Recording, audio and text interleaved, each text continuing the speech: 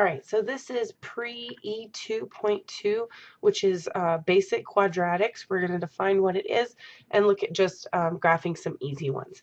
Okay, the easiest way to graph a quadratic is figure out where the top or the bottom of the parabola is and use intercepts. So first of all, a quadratic equation, our standard form is something that looks like y is equal to ax squared plus bx plus c. Okay, quadratic, remember, I have an x squared, I have an x term, I have a constant. Sometimes we don't have an x term, sometimes we don't have a constant term, but we have to have the x squared term, otherwise it's not quadratic. Okay, so this is our standard form, but we like for it to be in vertex form. So I'm going to put prefer vertex form, which looks like y is equal to a times x minus h squared plus k. And the reason that we like this form is because we'll be able to figure out that the top of our parabola has a lot to do with this h and this k value, which we'll get into that later in Math 119. But the other important thing is if you figure out what value makes inside the parentheses 0, that will tell you where the top of your parabola is. Okay, so we'll look at that here in a second when we look at some graphs. Anytime we graph quadratics, it either looks like a parabola pointing down or it looks like a parabola pointing up. Okay, and then remember, when we want to find our x and y intercepts, we set 0 equal to the other variable. So our intercepts are the points where the graph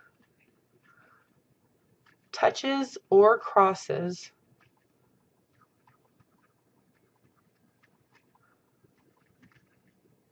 either the x or y axis.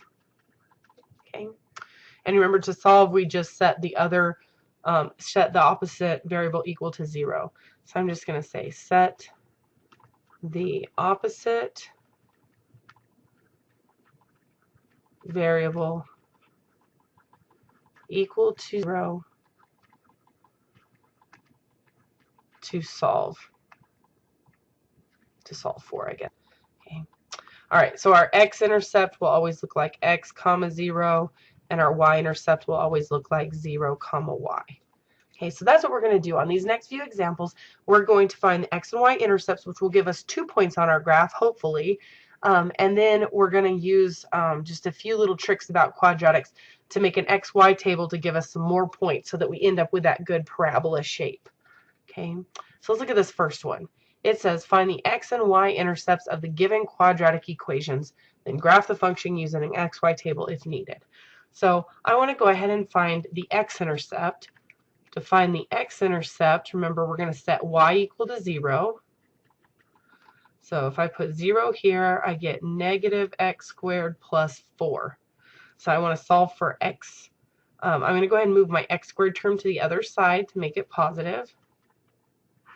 So I end up with x squared is equal to 4, and then I can get rid of the square by taking the square root of both sides.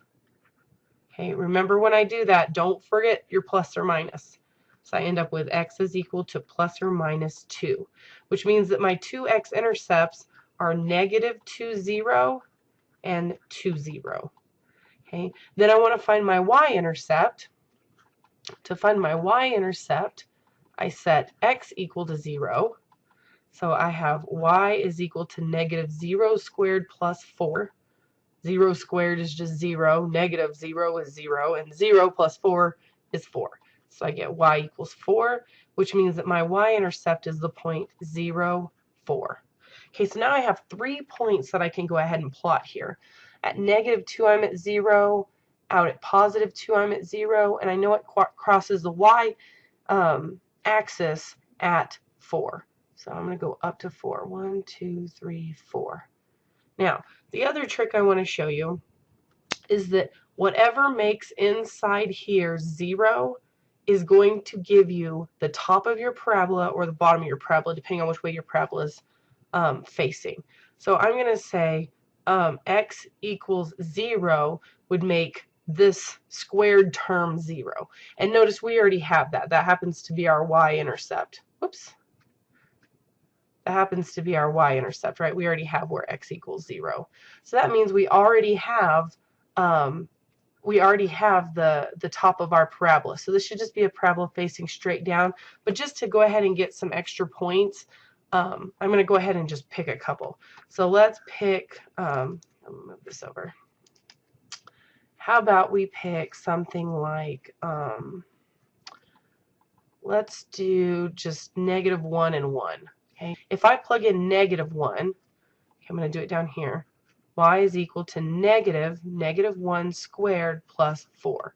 So if I do -1 squared, that gives me +1, and then I still have this negative outside the parentheses, and -1 plus 4 gives me 3. So at -1, I should be up at 3. 1, 2, 3. And then I want to do the same with +1. If I plug in +1, I get y equals +1 squared plus 4. +1 squared is +1, and then we have that negative waiting outside the parentheses, plus 4 again gives me 3. That means at +1, I'm up at 3. Okay, so now I can see I pretty much have my parabola shape. So I'm going to go ahead and just draw a smooth curve through all my points. Okay, so we get a parabola pointing down. I'll go ahead and give you a little insight here. Notice since our x squared term is negative, or the thing being squared in our vertex form has a negative coefficient, leading coefficient, that will make our parabola point down. If our leading coefficient is positive, then our parabola should point up. Okay, let's look at another one. On this next one, we're going to go ahead and solve for our intercepts. Oh, and then I'm going to go ahead and circle our intercepts, because I'm pretty sure on your worksheet it asks you to find the intercepts and graph. So make sure you write your intercepts as ordered pairs and circle them as part of your answer. Okay. All right, so on this one, we're going to go ahead and find the x-intercept. Remember to find the x-intercept, y equal to 0. So I have 0 is equal to x plus 3 quantity squared minus 4. Now this time, I'm going to leave my x plus 3 squared on the same side because it's already positive, and I'm going to move my 4 to the other side. If I add 4 to both sides, I end up with 4 is equal to x plus 3 quantity squared. And now I can use my square root property, or my extracting square roots method, to get rid of that square. So I'm going to take the square root of x plus 3 quantity squared, and then on the other side, again, don't forget your plus or minus the square root of 4. So I get plus or minus 2 is equal to x plus 3. And then I need to move my 3 to the other side, and I do that by subtracting. Okay, so that means x is equal to -3 plus or minus 2. So if I do -3 plus 2, I get -1, 0. And if I do -3 minus 2, I get -5, 0. Okay, so these are my two x-intercepts. So I'm going to go ahead and circle those. And then I want to find my y-intercept. To find my y-intercept, I'm putting 0 in for x. So I have y is equal to 0 plus 3 quantity squared minus 4. Now 0 plus 3 is just 3. And when I square 3, that gives me 9. And 9 minus the 4 gives me 5, which means that my y-intercept is the point 0, 5.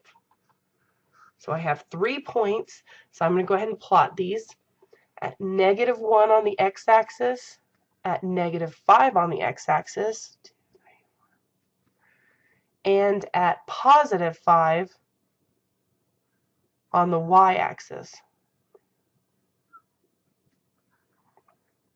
Now, using just our brains, we can see that this has to be a parabola pointing up, right? I'm guessing it looks something like that. But I don't know how far down it goes. The reason I know it points up is because in order for it to go through these 2 points and point down, there's no way for it to hit this floating y-intercept. So I know my parabola is pointing up. I want to get a few more points.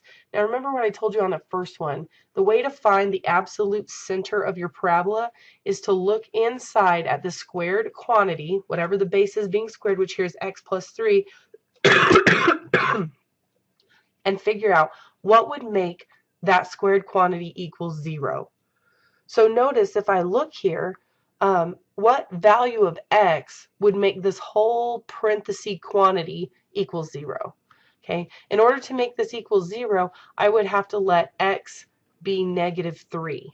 So that's one of the points I want to use in my xy table to get a few more points. I first want to choose -3 because I believe that that's going to be my center point, and then I'm going to pick I don't know, just an extra point. Let's see. How about -2, just to be different. Okay, as long as we pick a couple extra. If I plug in -3, I have y is equal to -3 plus 3 quantity squared minus 4. And then -3 plus 3 quantity squared, that's just 0 squared, which is just 0, minus 4 is -4. So at -3, I'm at -4.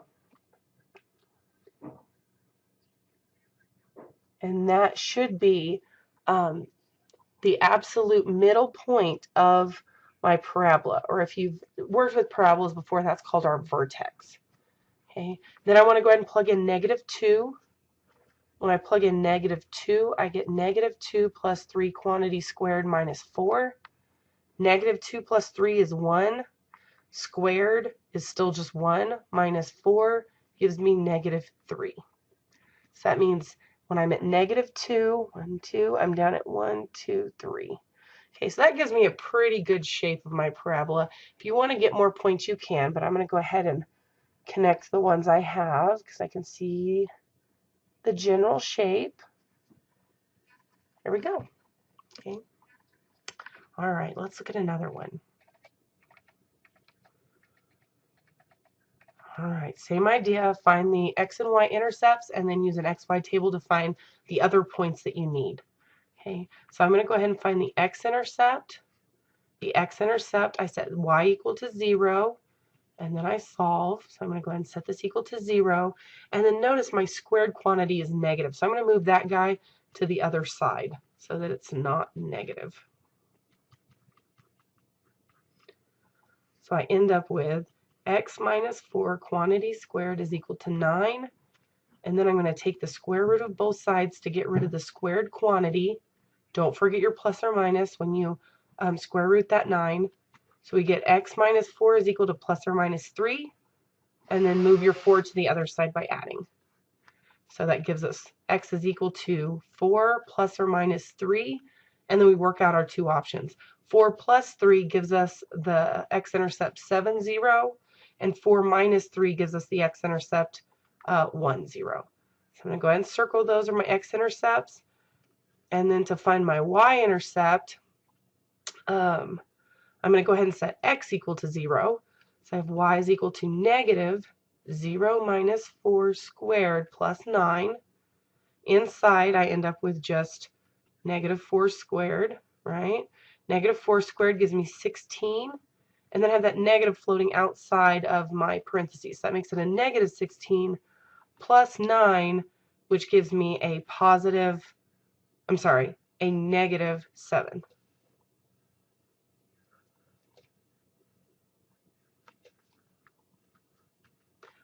So that gives me my y-intercept, which is 0, -7. Okay. So I'm going to go ahead and plot these points. So I have an x-intercept at 1 and another one at +7. And then I have a y-intercept down at -7.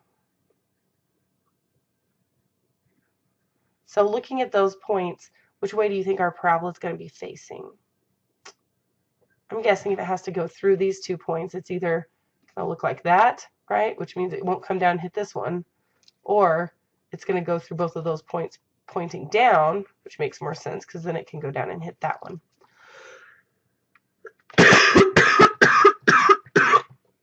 Excuse me. All right, so let's go ahead and find my center point. So I look inside my parentheses. What x value would give me a 0 inside here? X would have to be +4. So I'm going to use +4 along with a couple other values to plug in just to get some extra points. Okay, so I am going to use 4 because I know that will give me my vertex or my center point. And then I'll just pick a couple others. Let's do, I don't know, 2 and what else is it? 6 maybe. Okay. If I plug in 4, I get y is equal to negative 4 minus 4 squared plus 9. This 4 minus 4 squared gives me a 0, and negative 0 plus 9 is just 9. Okay, so I'm going to go ahead and plot that point. When I'm at 4, 1, 2, 3, 4, I'm up at 9. 1, 2, 3, 4, 5, 6, 7, 8, 9. Okay, and then I'm going to go ahead and plug in 2. Y equals negative 2 minus 4 squared plus 9. 2 minus 4 gives me a negative 2, which when I square gives me a positive 4, and then I have that negative waiting out front. When I add negative 4 to 9, that leaves me with a positive 5. So now I have the point 2, 5, so I'm going to go left 2 and up 5. Okay, hopefully we can start seeing the shape of our parabola. I'm going to plug in one more, which is 6.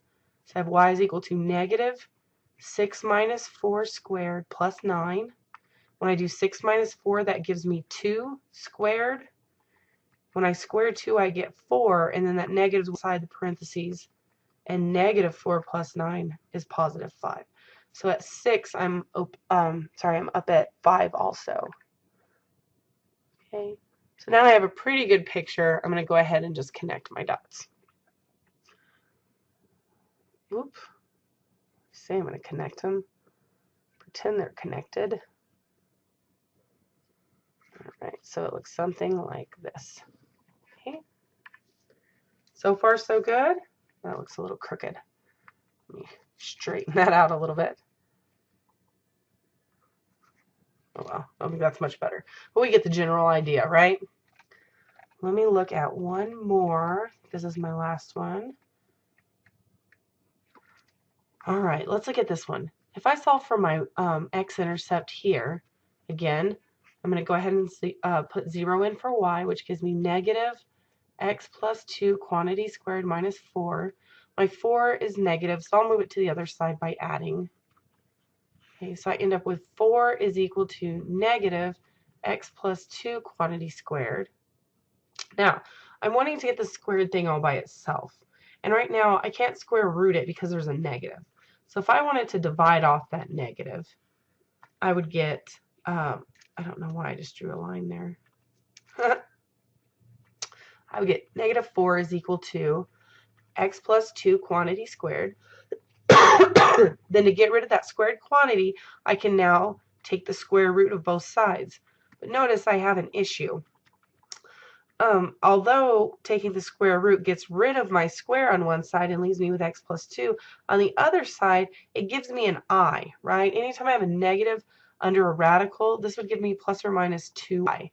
And I can't have an I because my graph represents real numbers, okay? So notice this is a complex number, which is not included on a graph. No complex numbers on x, y axis. Okay, that means even if I were to get a complex intercept here, I can't graph it. So what this tells me is that there's no x-intercept. When I find my y-intercept, I'm going to put 0 in for x. So I have y is equal to negative 0 plus 2 quantity squared minus 4. Here, 0 plus 2 is 2, which when I square 2, I'm going to get a positive 4. And then there's a negative waiting out front. And negative 4 and negative 4 gives me negative 8, which means that, I don't know why I wrote it over there, which means that my y-intercept is the point 0, negative 8. So notice by doing my intercepts, all I ended up with was 1 point. 1, 2, 3, 4, 5, 6, 7, 8. Then on my y-axis, it crosses down here at 8. So it really doesn't help me paint a picture. Okay, so I'm going to go ahead and use my trick of figuring out what will make inside my parentheses become 0. Okay, x plus 2. If I want that to be 0, then x would have to be negative 2. So I'm going to go ahead and choose negative 2 because I know that will give me the vertex or the center point of my parabola. if I pick -2, then I'm going to pick numbers on either side of -2. Because if you know -2 is the top point of your parabola, then you can go out and each a certain distance on each side of that, and that number should still be on your parabola, right? So let's go ahead and pick, let's see, something to the left of -2 would be, say, -3. Something to the right of -2 would be, let's just pick 1. That would be easy. Okay. All right, so let's plug these numbers in. When I do x equals -2, I get y equals -2 plus 2 squared minus 4, which I know this whole parentheses thing goes to 0, and -0 minus 4 is just -4. So I'm going to go ahead and plot that at -2. I'm down at -4. 1, 2, 3, 4. Okay. Then I want to plug in -3. When I plug -3 in, I have a negative outside, and I have -3 plus 2 squared minus 4. So inside my parentheses, -3 plus 2 gives me -1, which when I square -1, that's going to make it positive, and I still have this negative outside the parentheses. And -1 minus 4 gives me -5. So next point is -3, -5.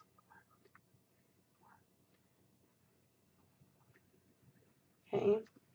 And then the last point I want to plug in is 1.